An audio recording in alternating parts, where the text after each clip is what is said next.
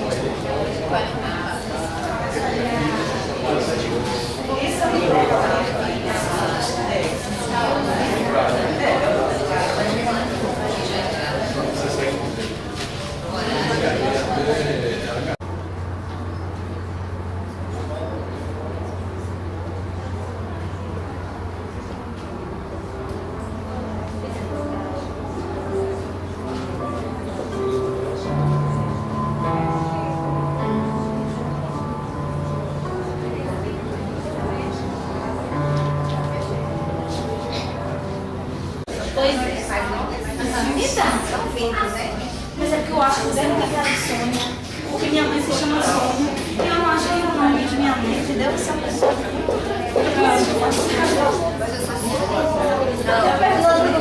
Quando ela está trabalhando, já vem isso tranquila. Mas você não é igual a mim, não é assim?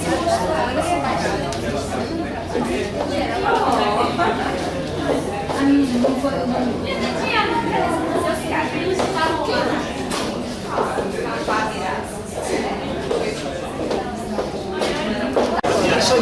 Peraí, Gel. Não, você dá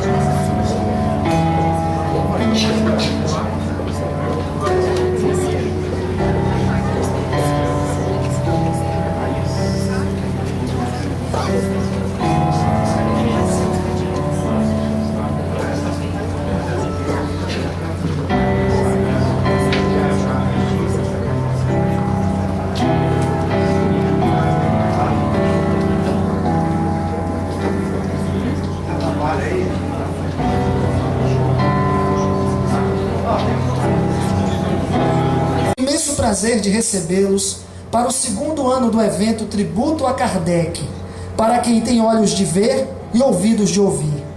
A CEB é uma instituição beneficente com personalidade jurídica, fundada no dia 3 de outubro de 1992. Nossa sede está situada na rua Monte Carmelo, número 26, no bairro de Brotas.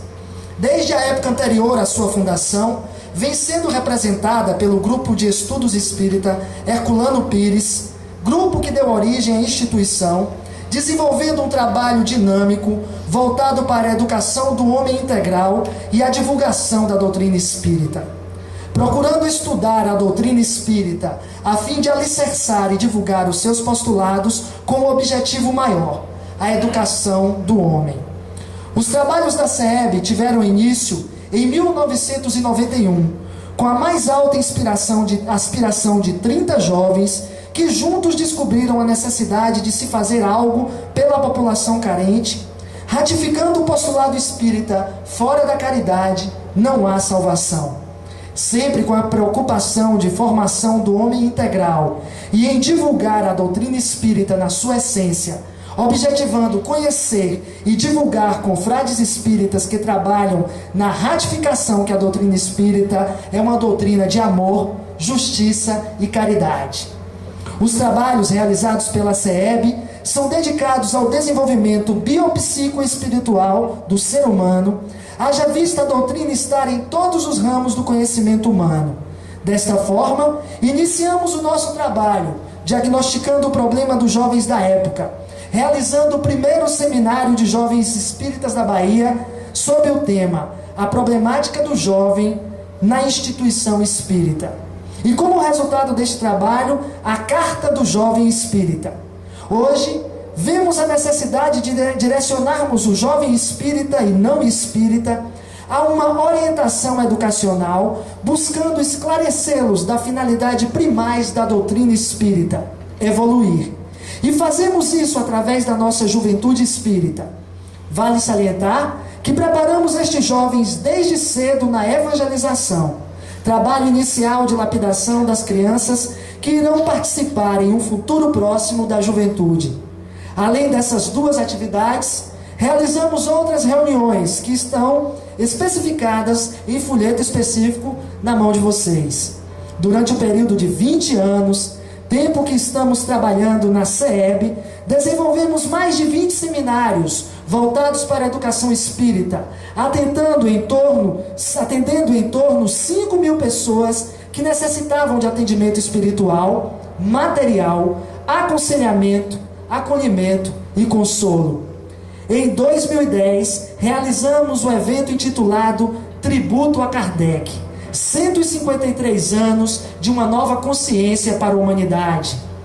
Evento de grande repercussão espírita. E hoje, dando continuidade aos nossos objetivos, estamos recebendo todos vocês com muito prazer para mais um evento de natureza reflexiva, tratando de assuntos importantes para a nossa vida. Sejam bem-vindos. Jesus nos proteja. Muita paz.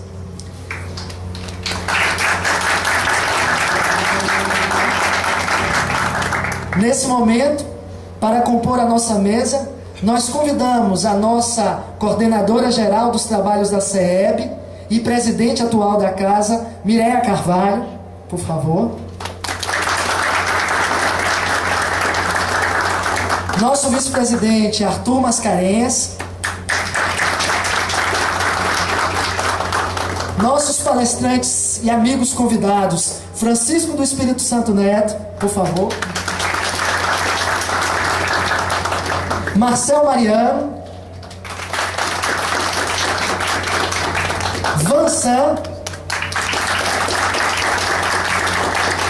E o palestrante dessa noite, nosso amigo Agnaldo Paviani, por favor.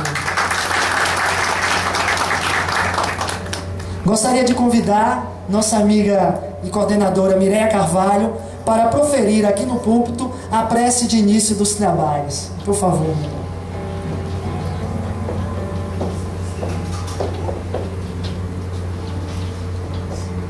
Boa noite a todos. Que a paz do nosso Senhor Jesus Cristo esteja em nossos corações, hoje e sempre. que nesse momento é um momento de grande festa espiritual. É um momento de reflexão para que possamos entender que esse corpo em que habitamos, ele tem uma importância significativa em nossas vidas, mas que nós estamos nos preparando para descortinarmos o véu, né, que é o nossa casa, o nosso mundo espiritual. Então vamos nesse momento fechar os olhos, nos concentrar.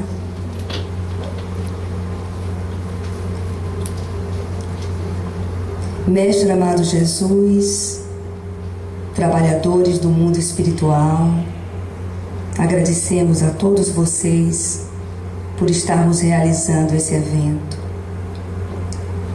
Agradecemos a todos os nossos irmãos palestrantes, a todos os nossos amigos encarnados e desencarnados que estão neste momento aqui nos apoiando, nos acolhendo, nos inspirando. Pedimos a voz que inspire a todos que irão palestrar neste seminário. E convidamos para fazermos a oração que Jesus nos ensinou.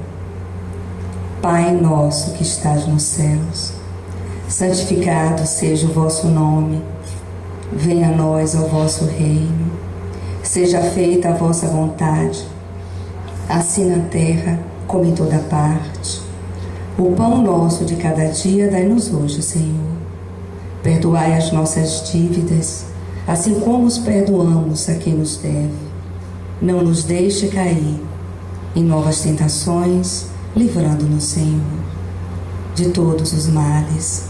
Que assim seja. Que Jesus esteja conosco em nossos corações, em nossas vidas. Que assim seja.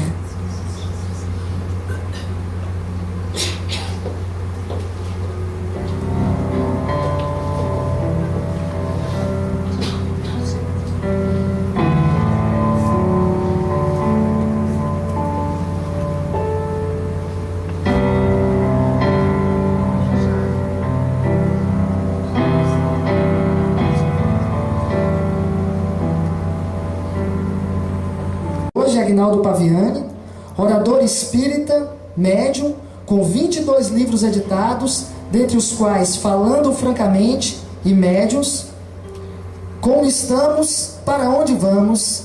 Aguinaldo é presidente do Centro Espírita Caminho de Damasco, na cidade de... na cidade de... me perdi aqui. Botuporanga, exatamente, na cidade de Botuporanga. Dirigente também da associação, dirigente do Centro de Convivência Infanto-Juvenil Benedita Pimentel, e estará aqui com a gente nessa noite de hoje como palestrante. Temos também Francisco do Espírito Santo Neto, médium espírita de Catanduva, São Paulo. Nós conhecemos o seu instrutor espiritual Hamed, através da qual tem muitos livros publicados. É formado em administração de empresas, com formação em programação neurolinguística também. Trabalha ativamente na divulgação do espiritismo, não apenas através da escrita, como também com a realização de palestras em todo o Brasil e no exterior. Os seus livros mais conhecidos são o best-seller Renovando Atitudes, e também As Dores da Alma, Os Prazeres da Alma, Conviver e Melhorar, pelos espíritos Batuíra e Lourdes Catarina, e também Um Modo de Entender, também por Hamed. Nós temos também amanhã aqui Djalma Mota Argolo, nascido aqui na cidade do Salvador, bacharel em Ciências Estatísticas, atualmente terapeuta junguiano. Ele também é fundador e presidente da AMAR, Sociedade de Estudos Espíritas, e conselheiro e fundador do Lar Harmonia. Nós temos Marcel Mariano, espírita desde 1981, baiano, bacharel em Direito, professor licenciado em História, assessor jurídico da Primeira Vara da Infância e da Juventude de Salvador, médium palestrante, operário do Núcleo Espírita Francisco de Assis, o NEFAS, e vice-presidente da Federação Espírita da Bahia. Teremos também Vicente de Paulo Fernandes de Costa, conhecido como Vansan, natural de Mogi das Cruzes, na São Paulo, cidade na qual atua como músico profissional desde 1978. Lançamento de 22 CDs e um DVD. Vansan é espírita e utiliza dos ensinamentos da doutrina extraído das obras básicas de Allan Kardec, de André Luiz e Emmanuel e de sua vivência na doutrina, com o intuito de ilustrar suas músicas em conteúdo e melodia que levam a plateia a uma reflexão sobre a importância da vida e das pessoas. Vansan realiza anualmente mais de 300 palestras literomusicais e doutrinárias, utilizando a música pelo Brasil e exterior em casas espíritas, congressos e encontros. Nós teremos essas pessoas aqui junto com a gente hoje e amanhã. E para começar o nosso evento, nós convidamos para fazer o show de abertura dessa noite nosso amigo Vansan. Uma salva de palmas para ele.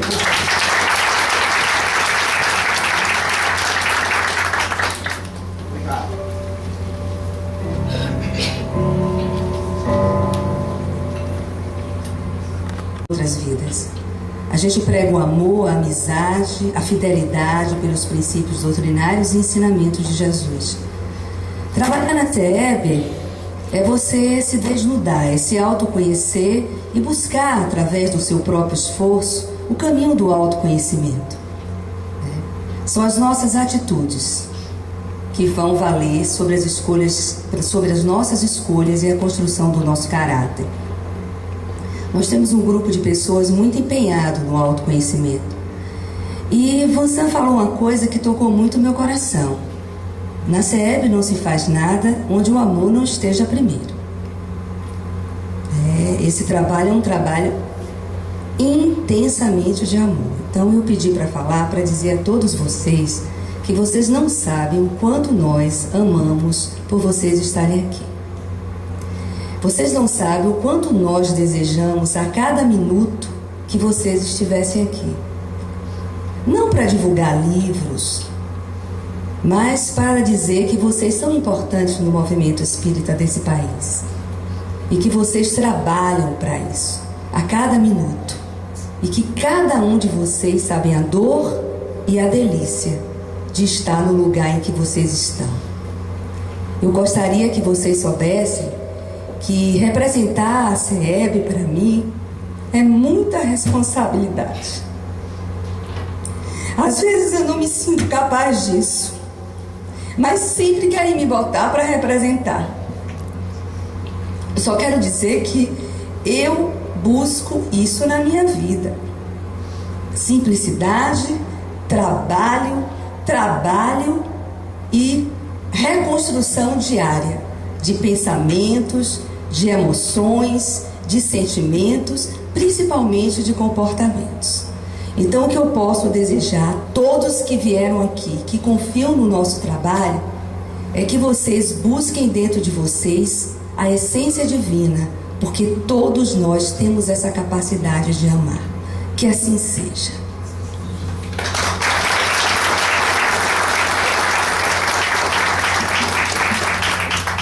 Dando prosseguimento ao nosso seminário, eu convido o nosso primeiro palestrante, Agnaldo Paviani, com o tema Espiritismo, como estamos? Para onde vamos? Então, com vocês, Agnaldo Paviani.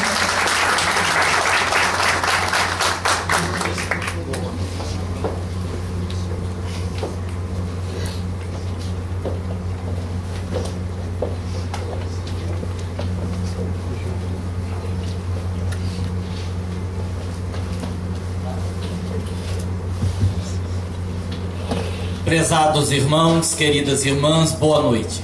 Boa noite. Olha, Votuporanga é longe.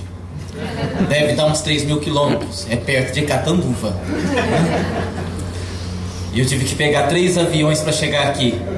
O que é muito simples para quem não tem medo de avião, o que não é o meu caso. Considerando a distância, considerando o número de aviões e considerando o medo que eu passei, eu acho que eu mereço uma boa noite, no mínimo mais animado. Então, vamos começar de novo, é melhor. Queridos irmãos, queridas irmãs, Boa noite. Ah, melhorou. Assim a gente anima. Assim a gente anima. Vir a Salvador, vir a Bahia. É um prazer muito grande estarmos aqui. E a gente poderia dizer a princípio que nós que estamos aqui temos, sem dúvida alguma, grandes chances de termos sucesso. Pelo menos sucesso espiritual. Eu digo isto com base numa frase dita por um pensador britânico que viveu no século VIII, chamado Beda, onde ele disse que existem 3 caminhos para o fracasso, e enumerou: não ensinar o que se sabe, não praticar o que se ensina e não perguntar o que se ignora. E pelo menos as 2 primeiras nós estamos tentando fazer. A terceira é um pouco mais complexa, um pouco mais difícil, porque para se perguntar o que nós ignoramos, teremos que admitir que não sabemos. E como nós ainda somos um posto de arrogância, pelo menos a grande maioria de nós, temos uma dificuldade muito grande em admitirmos que não sabemos, admitirmos que não conhecemos, porque nós temos que nos colocar na posição daquele que aprende, na posição do aluno.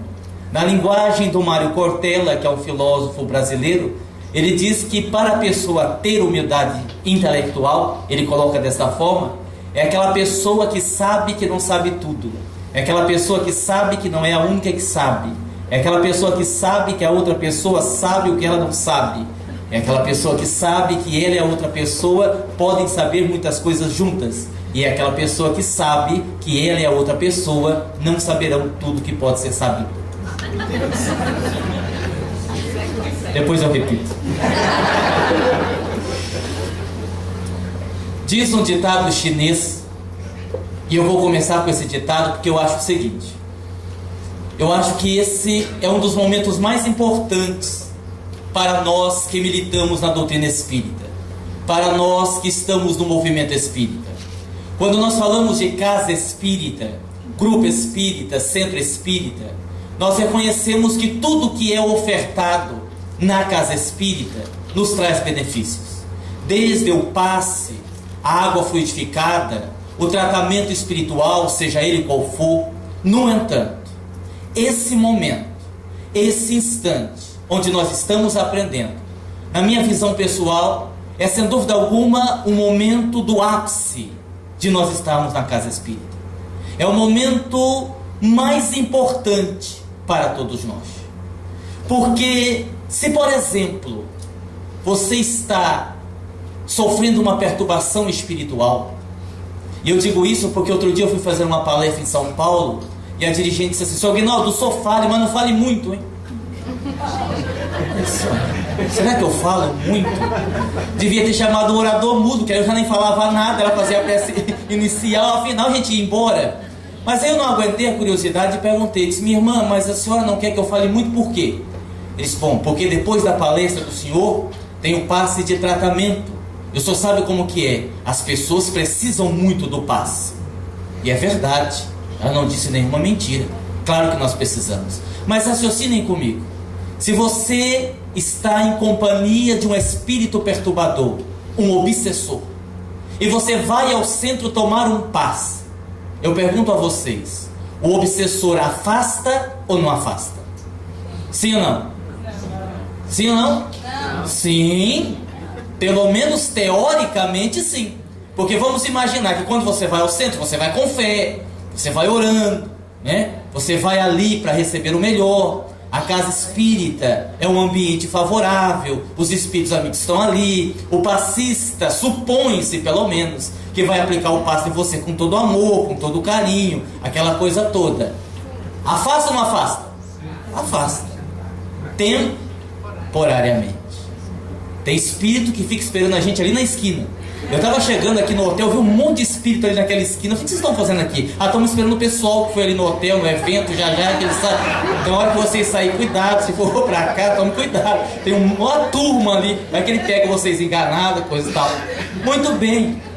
Agora, o raciocínio é muito simples. Imagine que você vai ao centro e ouve uma palestra, um estudo, uma frase, uma palavra. A palestra em si lhe marca, lhe chama a atenção. Aquilo faz você refletir, faz você repensar a sua vida, e a partir dali você resolve mudar atitudes, comportamentos, pensamentos, sentimentos.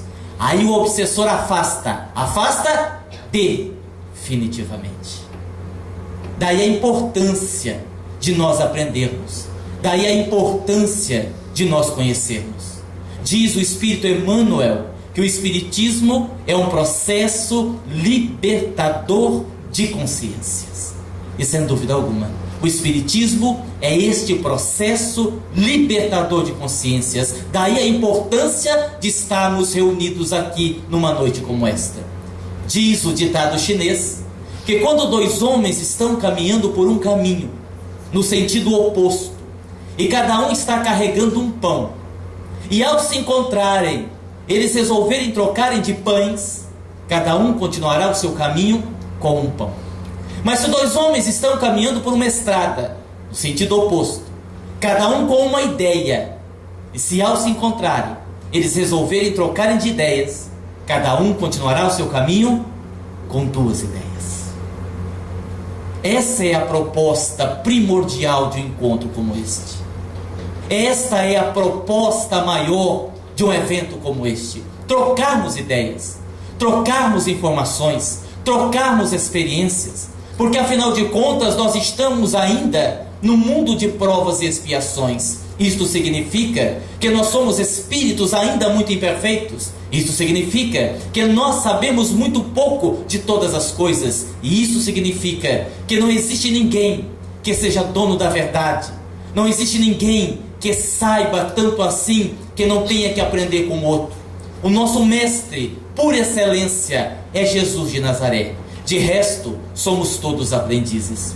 Outro dia um benfeitor espiritual conversando conosco disse assim: olhe, de vez em quando, pelo fato de você ser espírita, você não se sente assim um pouco superior à grande parte das pessoas, alguns militantes de outras religiões? Você não sente assim um status espiritual? Eu disse, eu não ia dizer nada, mas já que o senhor falou, de vez em quando a gente sente, não sente? É aquela assim, não é?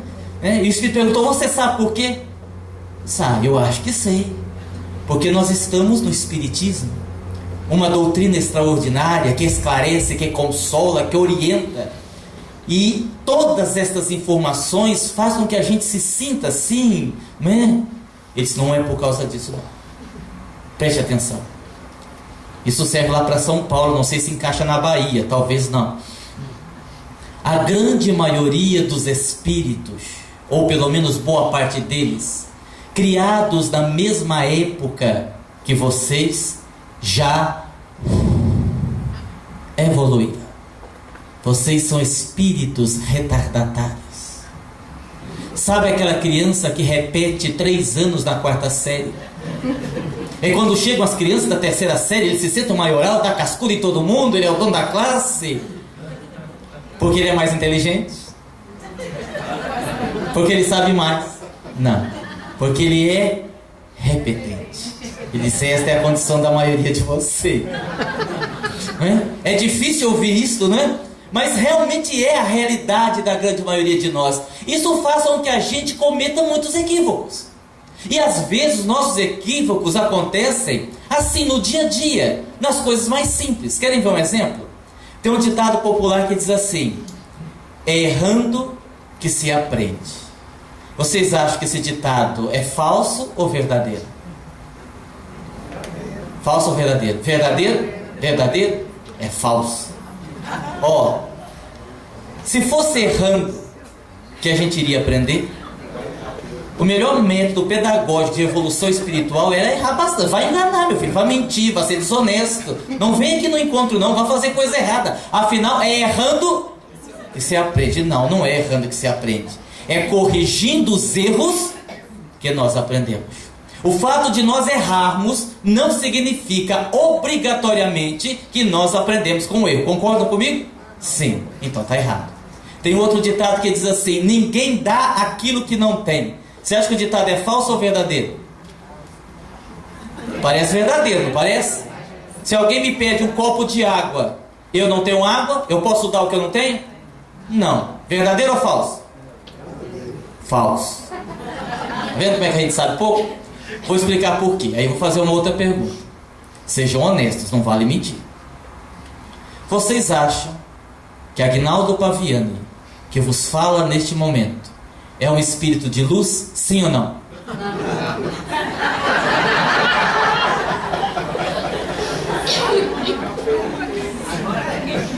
Você vê, a gente sai de Votuporã, confessei aqui meu medo de avião, vim até a Bahia para ser chamado de espírito trevoso. Tudo bem, tudo bem. Haverão outros convites.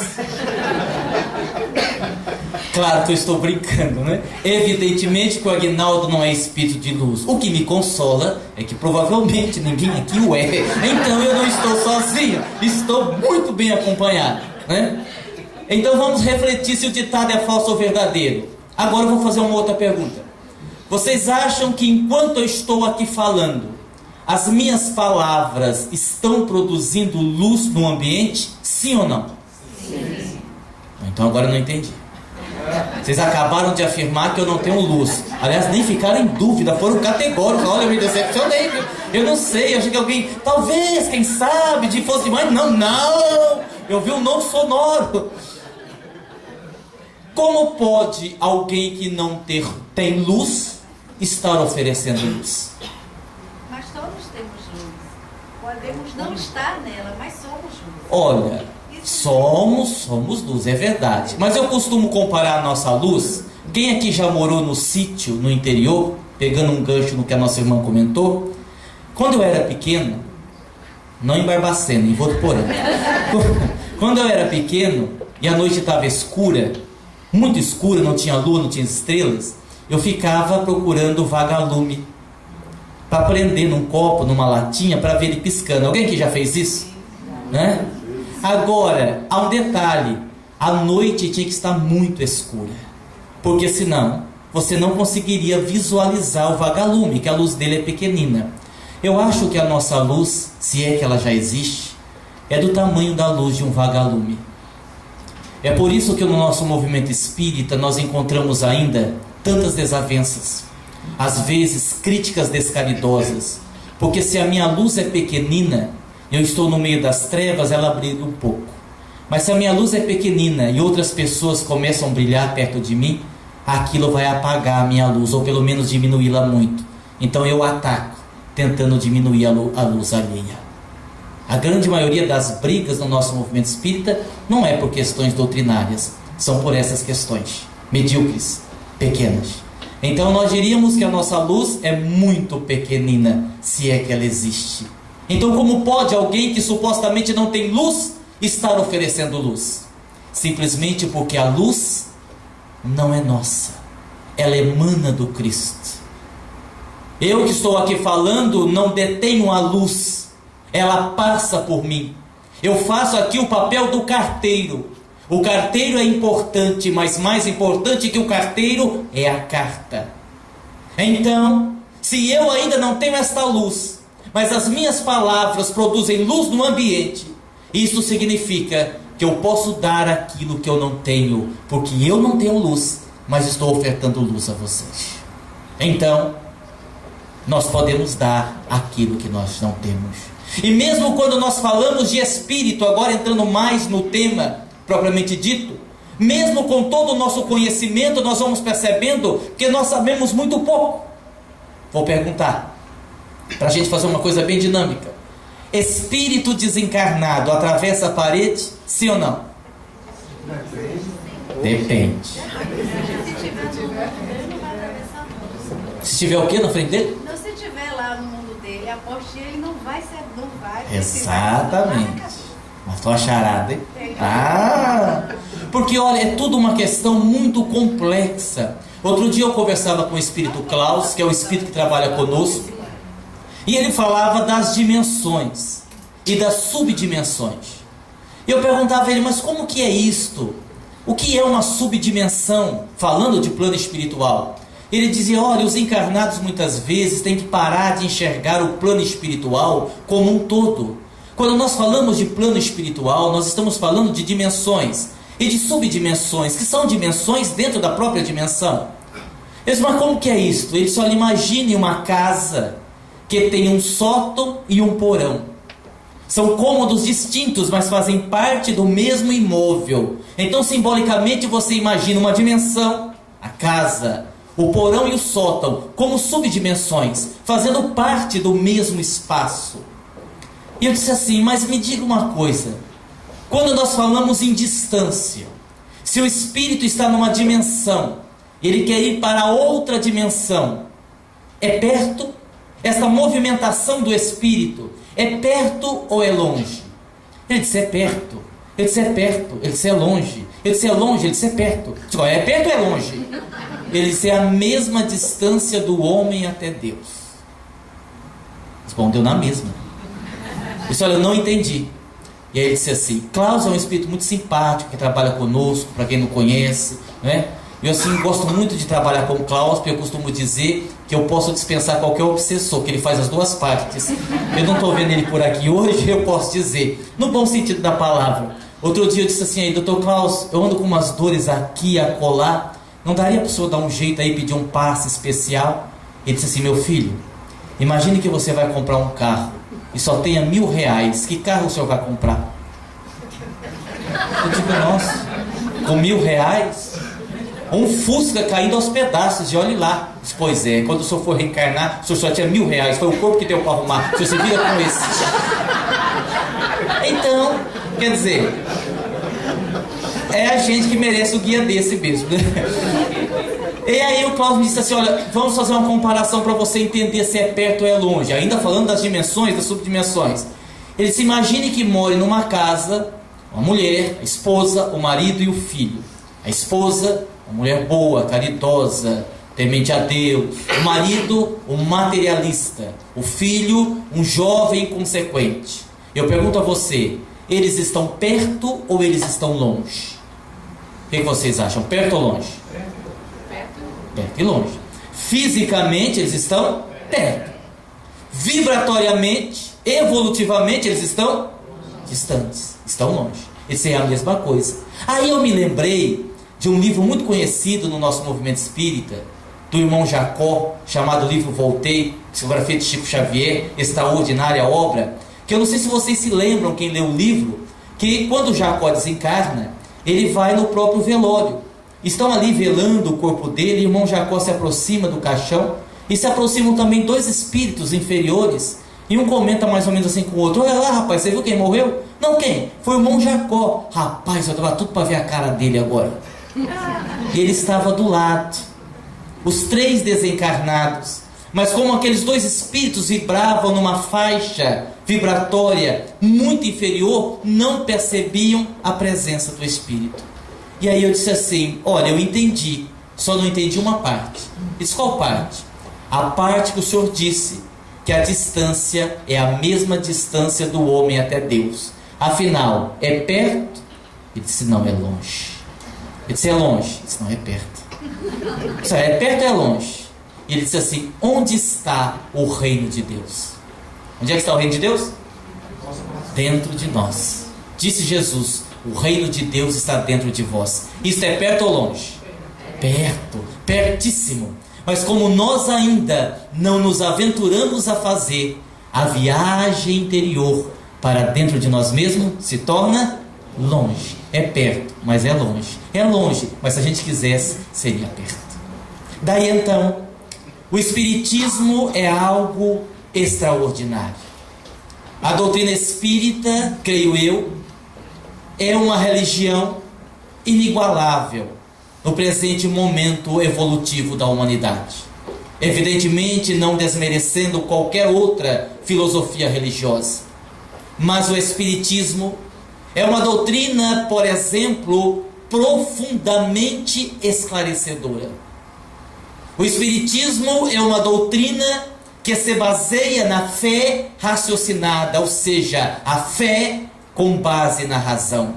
Quando perguntou Kardec no Livro dos Espíritos, na questão número 4, como nós podemos provar a existência de Deus?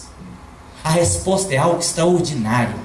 No axioma que aplicais às vossas ciências, toda causa tem um efeito, todo efeito tem tem uma causa. Procurai o que não tiver como causa o homem, a vossa razão vos responderá.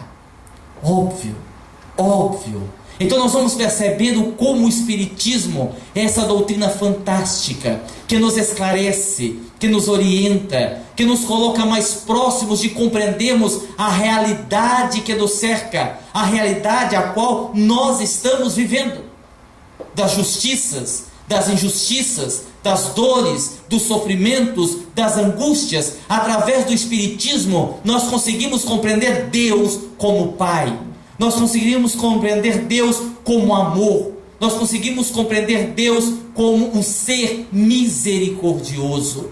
Aí eu me lembro de novo de Emmanuel, que diz assim uma frase fantástica: quando a justiça divina nos procura para o acerto de contas e nos surpreende trabalhando no bem, a misericórdia divina determina que a cobrança seja suspensa por tempo indeterminado.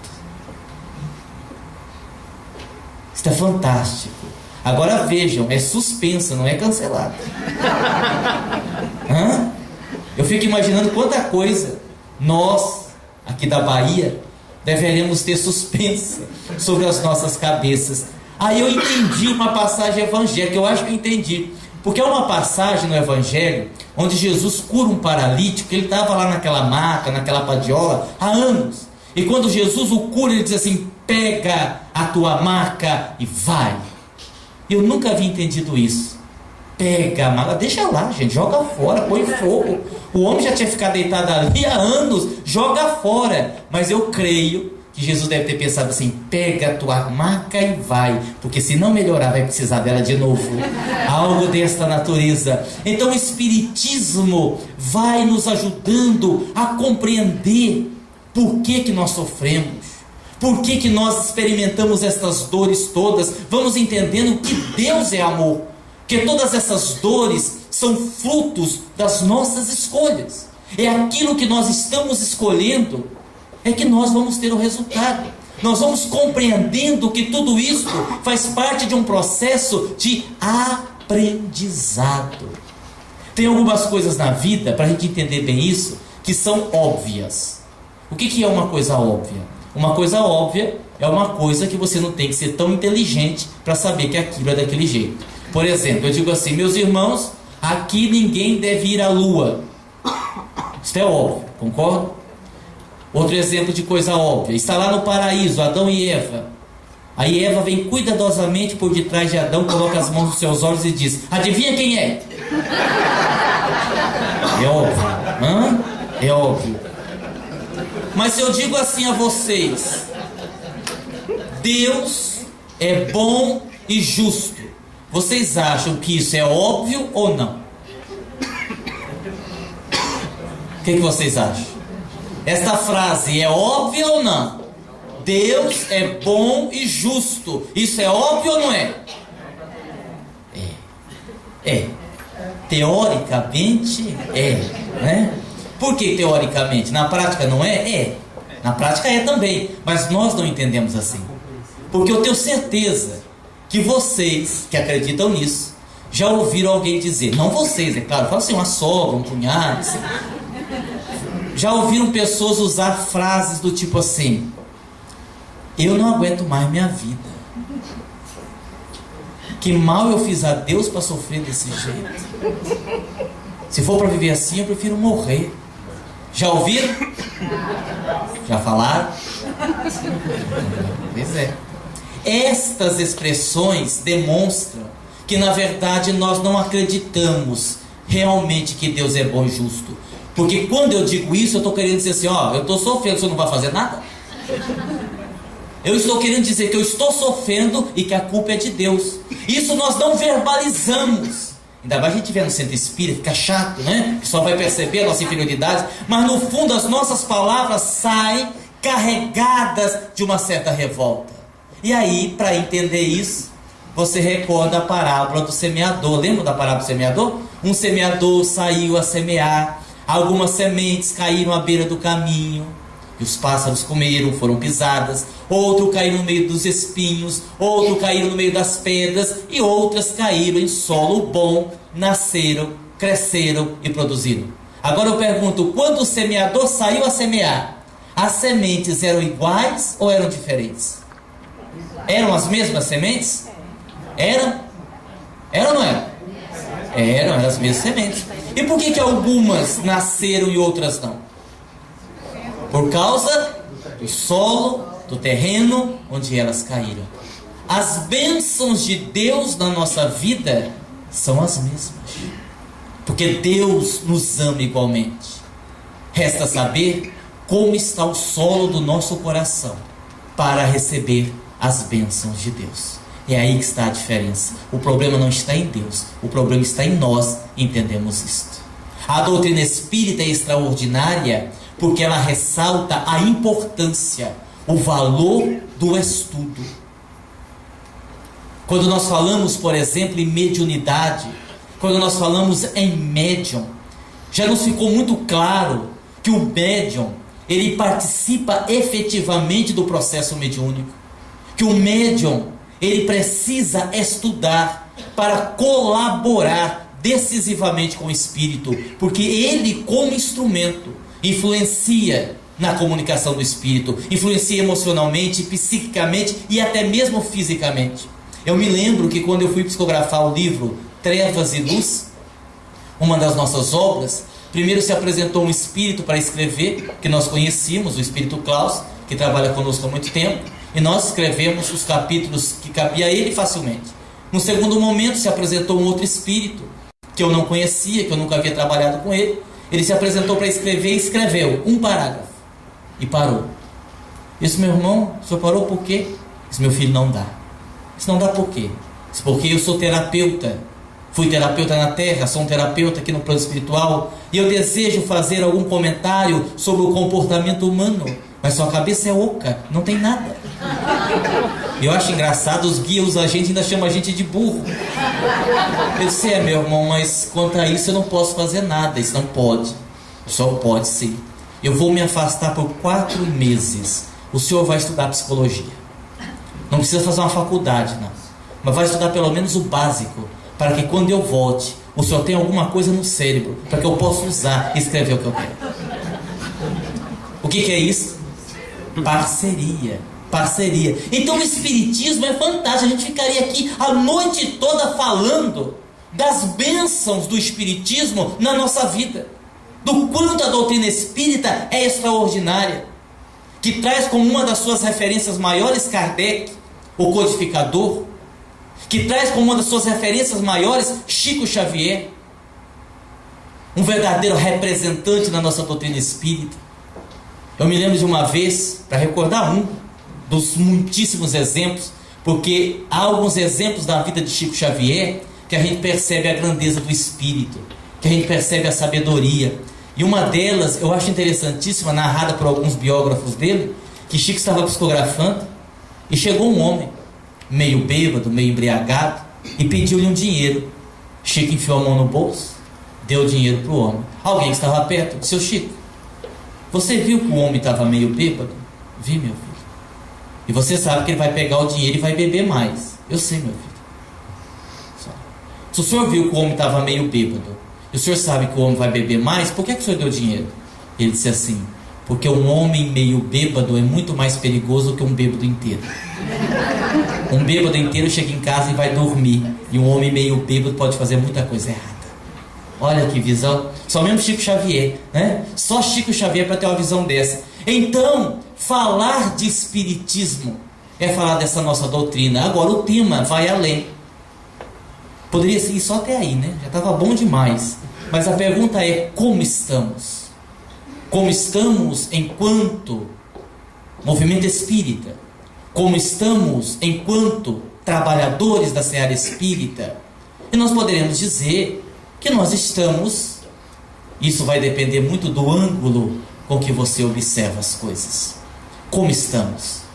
Se você considerar que a doutrina espírita é uma religião tão jovem, se você considerar que a grande maioria de nós que estamos à frente do movimento espírita somos espíritos fracassados de outrora, somos espíritos que deturpamos as ideias do Cristo ao longo dos séculos, se você considerar que grande parte de nós espíritas somos espíritos que já fomos degradados de outro planeta e corremos o risco de ir de novo daqui a pouco, que na Bahia vai ser um limpo falar. Bom, não sei, deixa pra lá.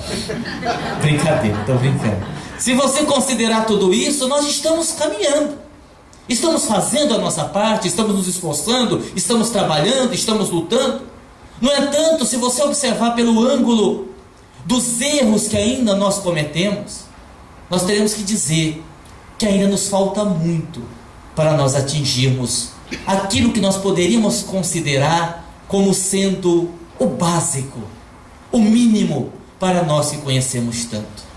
Porque é verdade, somos espíritas, somos cristãos, no entanto, ainda não aprendemos a sentir.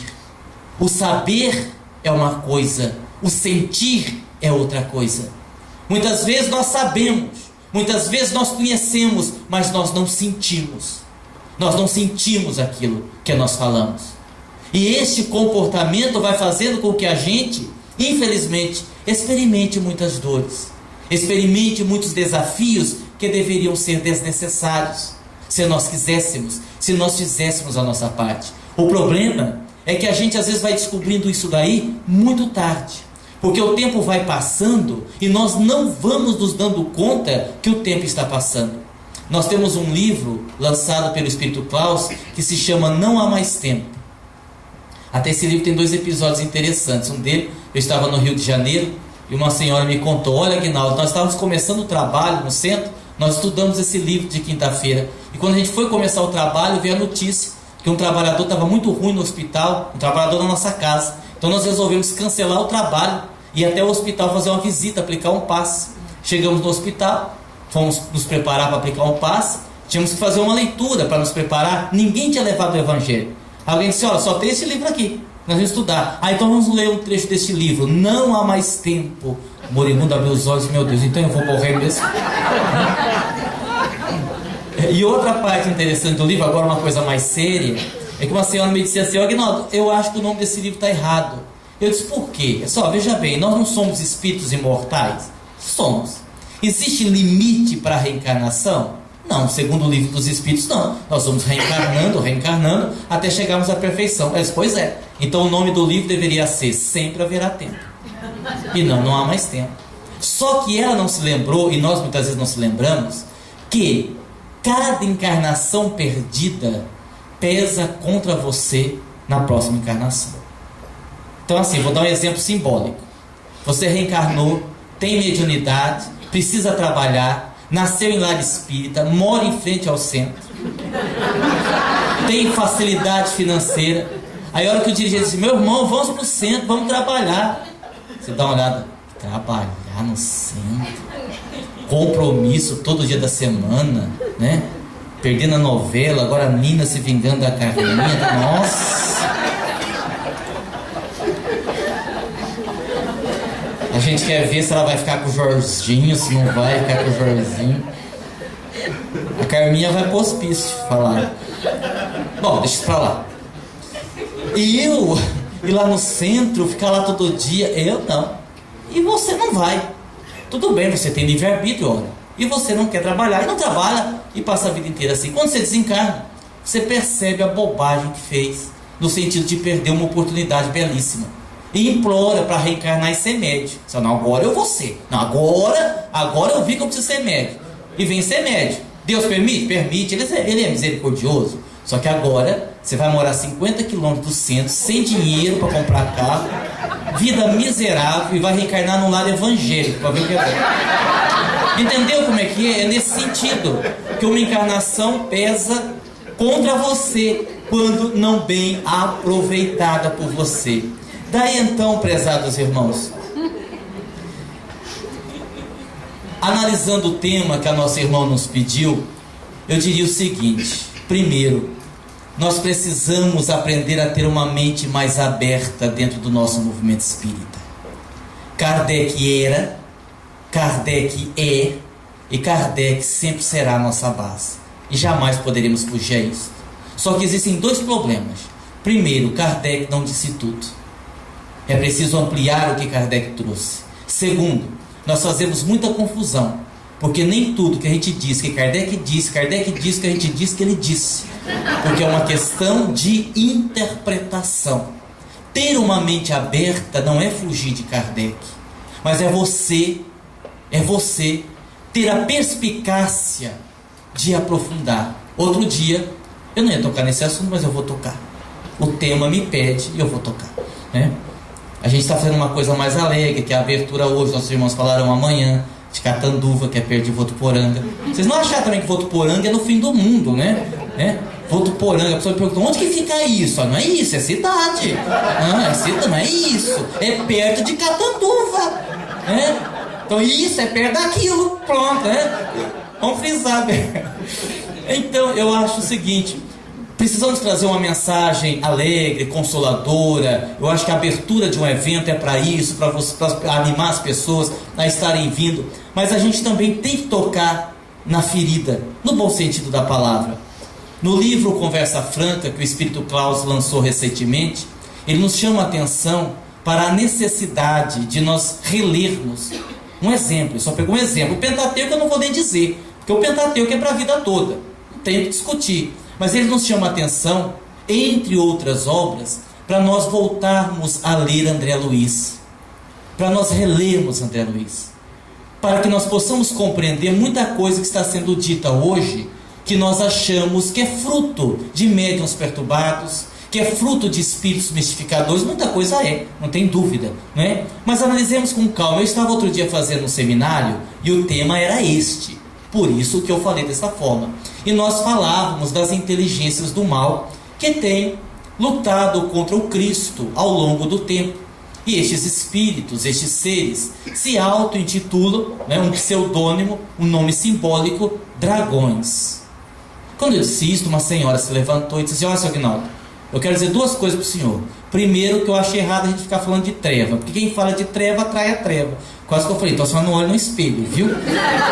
Sim, porque não, é engraçado, porque a gente fala de treva como se fosse uma coisa distante de nós, como que aquilo não fizesse parte da gente, não é? É igual uma doutrinadora nossa, outro dia estava na sessão doutrinando, achei tão engraçado, comunicou um obsessor, estava perseguindo a colega, e ela querendo ajudar a colega. Você vai sair da casa dela, meu irmão? Não saio. Não, você vai sair da casa dela. Não saio. Meu irmão, você vai sair. Eu saio da dela e vou pra sua. Não, pode ficar na dela. Ah, quando é que a gente... Não é? Não, mas peraí, vamos fazer a coisa direito, né? E aí a mulher disse assim: em segundo lugar, seu Aguinaldo, eu queria dizer ao senhor que este apelido que o senhor deu aos espíritos, nossos irmãozinhos obsessores, é muito feio. Se nós formos, daí entra a questão da gente reler André Luiz. Se a gente for lá no livro Libertação, tem um capítulo chamado Cidade Estranha, tá? Psicografia 1949, se não me falha a memória. 1949. O instrutor Gúbio vai lá na Cidade Estranha falar com Gregório, o chefe da cidade, e tem um diálogo onde Gúbio está com André Luiz, diz assim: Gregório, nós viemos resgatá-lo em nome de sua mãe, Matilde. E ele diz assim: eu e minha mãe estamos divorciados, porque ela segue o cordeiro e eu sigo os dragões. Está lá no livro, 1949. Isso é o que eu estou dizendo. Quando você pega Nosso Lar, por exemplo, outro dia a pessoa disse assim para mim: eu gostei muito desse livro novo do Klaus, Conversa Franca, só não concordei muito lá quando ele fala dos elementais, não é? Porque fora aquelas questões abordadas por Kardec no Livro dos Espíritos, não há referência sobre os elementais. Como não há referência? Se você for lá no Nosso Lar, lembra quando André Luiz voltou para casa? Coitado, melhor que tivesse voltado, né? E tanta decepção, ninguém lembrava mais dele, a mulher casada com o outro, que tristeza, né? Porque a vida continua dos dois lados, do lado de cá e do lado de lá também. E o atual marido da mulher de André Luiz, o atual marido da mulher, olha que coisa esquisita de dizer, né? Mas estava muito doente. Aí vocês devem se lembrar que Narcisa se apresentou para ajudá-lo e disse assim: André, para ajudar o nosso irmão, nós precisaremos de recursos da natureza. E André Luiz diz assim: nós fomos para o meio da mata e Narcisa conversava com seres que eu não sabia dizer quem eram, só sabia que se tratavam de seres que representavam o reino vegetal. Estão falando do quê? dos elementais. Então nós precisamos começar a reler para termos opiniões, digamos assim, menos preconceituosas sobre obras que estão surgindo e que vêm para ampliar. Muita pouca coisa que é dita hoje é de fato novo. Está se ampliando, está sendo dito de uma outra forma, está sendo dito de uma maneira mais profunda, mas está aí. Quanto tempo eu ainda tenho? Para não cansar muito vocês. 10 minutos? 10, 15 minutos? Então dá tempo eu falar duas coisas que eu quero falar, que é mais importante, rapidinho, né? Senão a gente fica aqui a noite inteira. O bom aqui da Bahia é água de coco, né? Uma delícia. Quando eu vim aqui, serviram para mim água de coco bastante. Fica assim como sugestão, se alguém quiser mandar. Vamos. Não, é verdade, mandaram para mim água de coco. Eu fiz um seminário aqui, eu não lembro onde que foi aqui. Eu nunca fiz um seminário tomando água de coco. Eu achei aquilo assim espetacular. Olha, duas coisas importantes. O tema poderia ir... Nós ficamos aqui muitas horas, mas obviamente nós temos horário. Duas coisas importantes que eu acho que deve ser dita para a gente não ir embora sem dizer isso. Primeiro, o tempo está passando. E às vezes a gente percebe isso tarde demais. Pelo menos para esta encarnação. Eu no dia a dia eu sou muito brincalhão. Acho que vocês já perceberam. Claro que nós estamos aqui fazendo brincadeiras sérias. Brincadeira no bom sentido da palavra. Outro dia eu estava fazendo uma palestra e eu queria falar da tentação. Queria dar um exemplo forte sobre tentação. E aí eu me lembrei da Bíblia, porque a Bíblia tem um exemplo fantástico sobre tentação. Porque eu nunca entendi por que Eva comeu a maçã. Já vi que mulher dava problema para homem desde aquela época. Se ela não tivesse comido a maçã, nada daquilo tinha acontecido. Ninguém tinha sido expulso do paraíso. E eu queria saber por que Eva tinha comido a maçã. Descobri. Diz que a serpente chegou para Eva e disse assim: Eva, come. Você vai ter todo o conhecimento do mundo. Não come. Come, Eva, você vai ser imortal. Não come. Come, Eva, você vai emagrecer. Me dê aqui. A tentação. Isso é a tentação, entendeu? E eu fiz essa brincadeira, e eu estou brincando agora. Agora vem a explicação, antes de eu continuar com a história. Pense comigo. Raciocinem comigo. Eu tenho certeza que pelo menos 80% de nós que estamos aqui deixamos algum tipo de problema na nossa casa. Ou com o filho, com o marido, com a esposa. Isso porque a vida é muito difícil. É uma luta constante. São dores, sofrimentos. Se nós não aprendemos a levar a vida com bom humor, nós vamos nos tornar pessoas rabugentas, vamos ficar sozinhos e vamos morrer mais cedo. Se é bom aprender, por que não aprender com alegria? Por que não aprender com esta alegria, que é uma alegria que faz você sorrir, que faz você esquecer do problema, né? Que faz você se divertir no melhor sentido possível da palavra. Por isso que a gente tem o hábito de brincar, só para quem não conhece, porque a gente acha que vale a pena trabalhar no espiritismo desta forma. E aí, eu vou falar a primeira história, são duas histórias para me encerrar. Primeiro eu estou falando sobre o tempo. O tempo passa e a gente não percebe. Eu estava no restaurante com a minha esposa e brincando com ela, claro que eu estava brincando. Disse: olha, meu bem, apesar dos meus 38 anos, eu ainda sou um homem charmoso. Se você me deixar, eu acho que eu tenho condições aí de conquistar qualquer mulher. Ela me olhou e disse: médium, dirigente, orador, se eu largar você vai pro asilo direto, quem é que vai te querer? Aí ela me ofendeu. Agora você feriu o meu orgulho. Eu considero essa colocação como um desafio. E eu vou provar a você que você está errado. Mas o que você vai fazer? Se eu vou procurar alguém no restaurante, uma moça bonita, e vou conversar com ela, fazer um galanteio. Ela disse: você não vai fazer eu pagar esse mico? Tipo, vou. Mas era meu dia de sorte. Quando eu disse isso, tinha uma moça numa mesa assim, uns 18 anos, lindíssima. Começou a olhar para mim. Eu disse: olha, não vai ficar brava, mas tem uma moça olhando para mim. Mas ela não está olhando para você, você está olhando para mim. Ela começou a sorrir para mim. Sabe? Ela está sorrindo para mim. Ela deve estar rindo de você, dessa roupa. Eu disse: eu vou me levantar e vou até... Você não diga nada. Você faz de conta que é minha irmã. Depois a gente conta a verdade para ela. Mas era meu dia de sorte. Quando eu ameacei levantar, a moça levantou e veio em minha direção. Você não diga nada. Perceba. A moça chegou, olhou para mim, eu olhei para ela. Ela olhou no fundo dos meus olhos, eu olhei no fundo dos olhos dela. Ela sorriu para mim, eu sorri para ela. Quando eu ia falar, ela falou: oi, tio Guinaldo!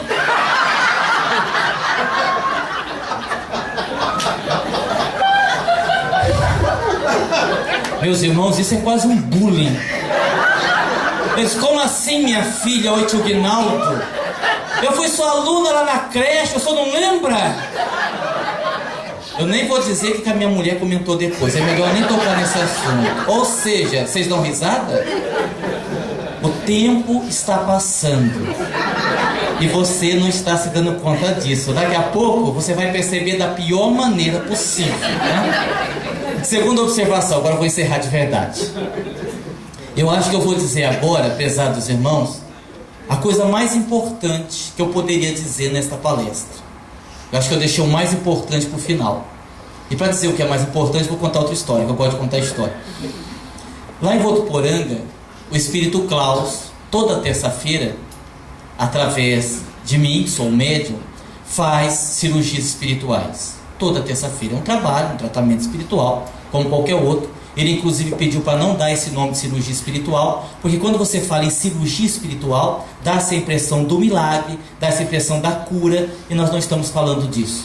Quando você fala em tratamento espiritual, desde cirurgia ou qualquer outra coisa, você tem que lembrar do karma, você tem que lembrar da fé, você tem que lembrar do mérito, você tem que lembrar de uma conjuntura que influencia na cura ou não cura do indivíduo. Mas para simplificar, e recentemente uma jovem senhora de Campinas, que fica a mais ou menos 400 quilômetros de Votuporanga, me ligou pedindo que o Klaus, espírito, fosse até Campinas fazer uma cirurgia do seu irmão, que estava acamado, que estava muito doente.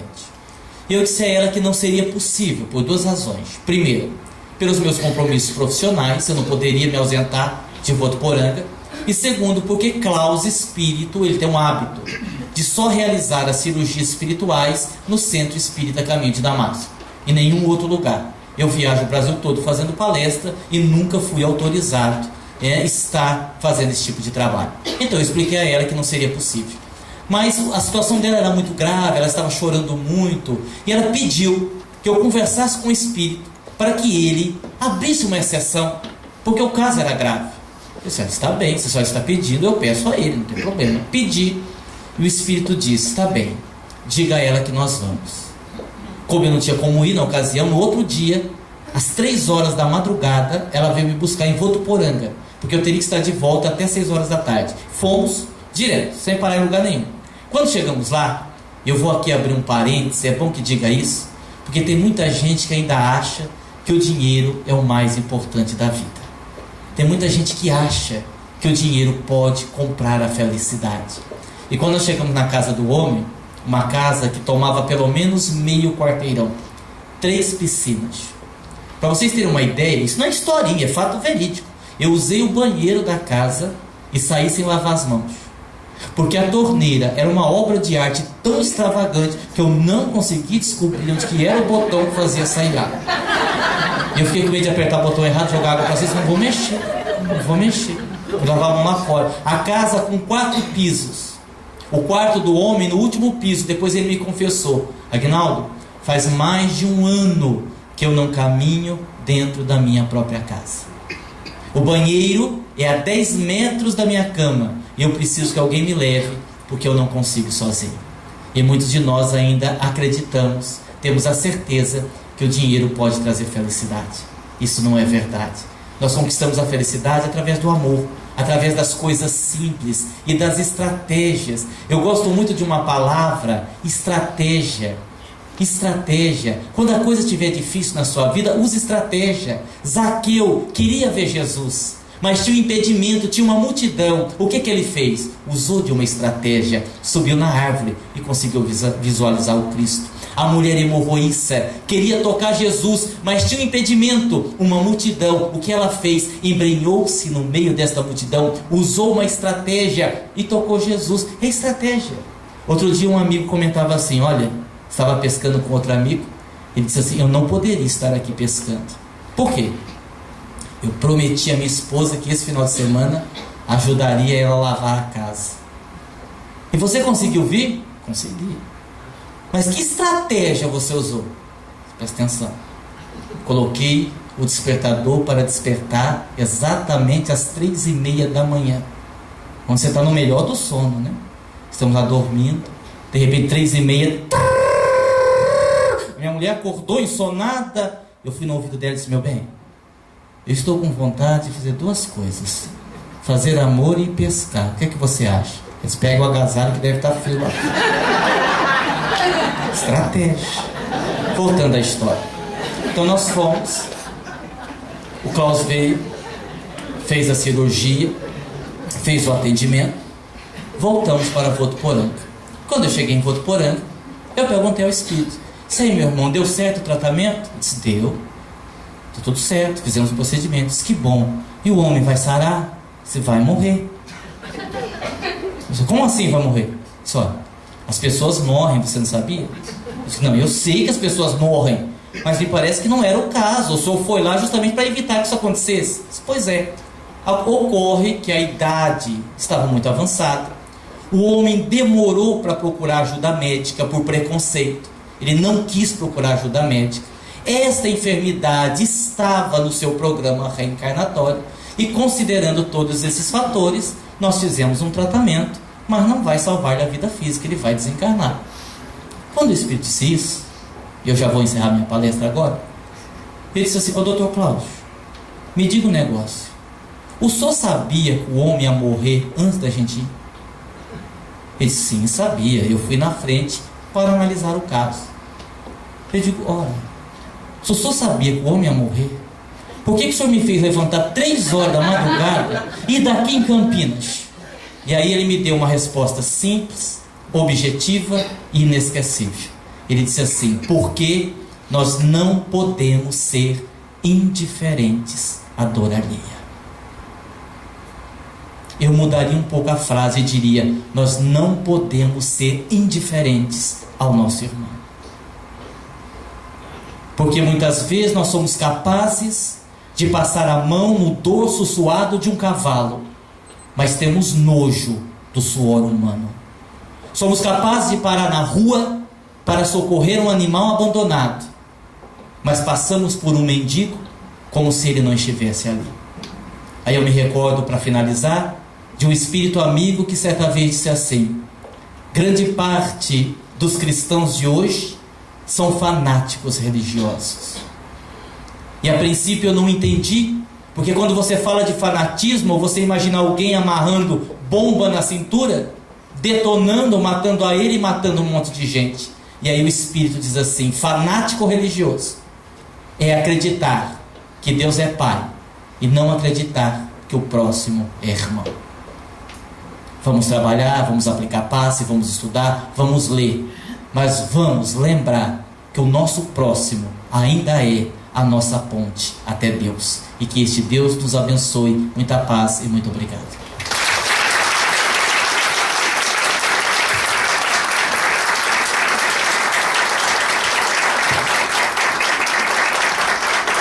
A presença do nosso amigo aqui, Aguinaldo Paviani, das suas belas palavras.